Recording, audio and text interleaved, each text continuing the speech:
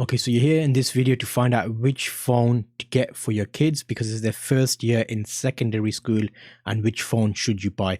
This is aimed towards people living in the UK. So I've got a series of videos designed to help you get a phone for your kids where you can get it at a good price. It's got a good network where it's cheap enough to run, and you can limit the amount of data they use by having a cap on there.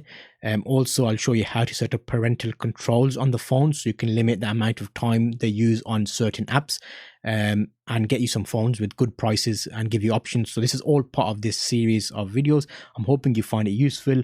I know I'm a bit late because kids are probably already starting right now in school, but this will give you the chance to find something for them or for next year. So let's have a quick look and see what's available. So first I'm going to show you right at the bottom of the barrel. It depends how technically savvy you want the kids to be. Do you want a simple phone just to do text messages and telephone you in an emergency? This would be your first option. However, street cred and all that business, you don't want them to have the worst phone in the class. So what we will do is show you a few other phones where you can get a smartphone but limit the amount of technology. So you can actually make a smartphone a dumb phone in a way where it perceived to be a smartphone, but you're limited on what they can do with it. So I'll show you a few options here.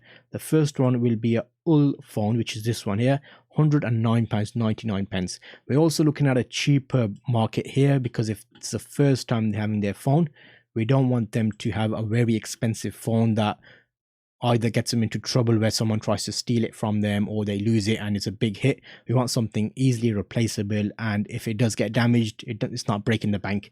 So these are the options I'm going to show you. Let me show you the first one there. SIM-free unlocked UL phone, ULI phone, Android 10. Android will be important for this because we are going to show you parental controls using Google Link, which limits how much or what they can do on the phone. Stopping certain apps and limiting the usage, so we don't want them fiending on the phone all day.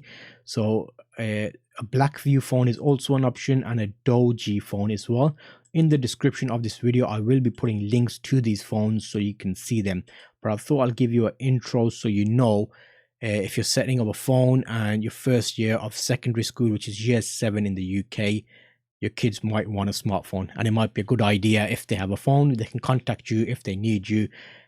Just make sure they don't use it in class and get into trouble. So you want it there, but more as a backup, which is why we showed you that boring phone, the first one, which was like the Nokia phone, the basic one.